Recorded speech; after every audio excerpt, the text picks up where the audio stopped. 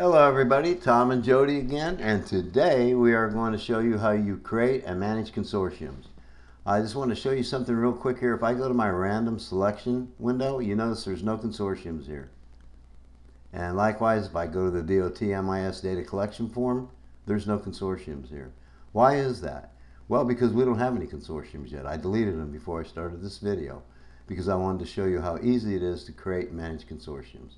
So let's go to the button, Create and Manage Consortiums. And the way you create a consortium, and I'm looking at these data, this is all fake data, of course. I'm going to create a medical consortium, and I'll just call it Medical Consortium. And I'm going to go ahead and create that. And there we have that one. And now I'm going to also create a trucking consortium. And create that. Alright, now if we go back and we look at the random selection window, we have two consortiums there. Okay?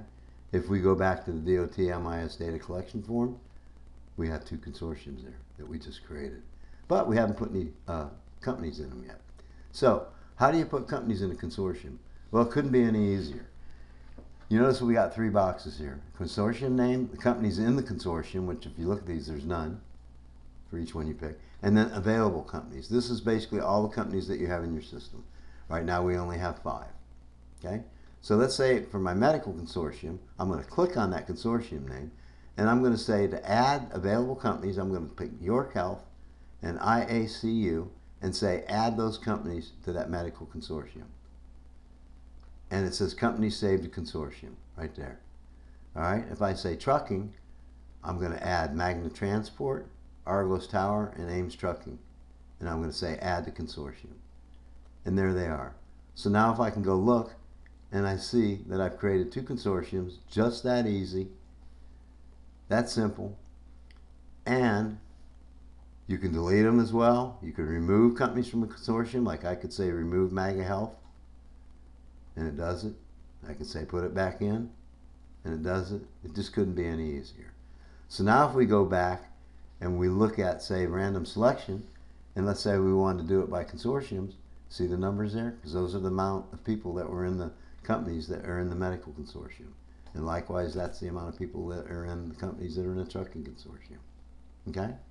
So consortiums are pretty easy to maintain and correct and do. And looks nice and easy, Tom. okay. And also, just so you know, you can create and save a consortium report right here. And let me go do that. And it says consortium report was saved to your drug testing reports folder in the consortium reports folder, in the subfolder. Okay, and remember we can do that right here. It's easier than going out and using File Explorer. So consortium reports, we open that up, and that opens this window. I had it on the other screen, so let me show you that again. If I click that, it opens it right up to the consortium folder. And here's our consortium report. We had a medical consortium, had IACU in it, and it had a York Health, and a trucking consortium that had Ames Trucking, Argos Tower, and Magna Transport. Very so nice. It couldn't be any easier to create and manage consortiums.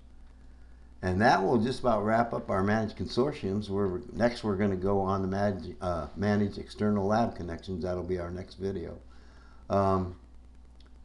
Look pretty simple? Very simple. All right. Thanks a lot, people.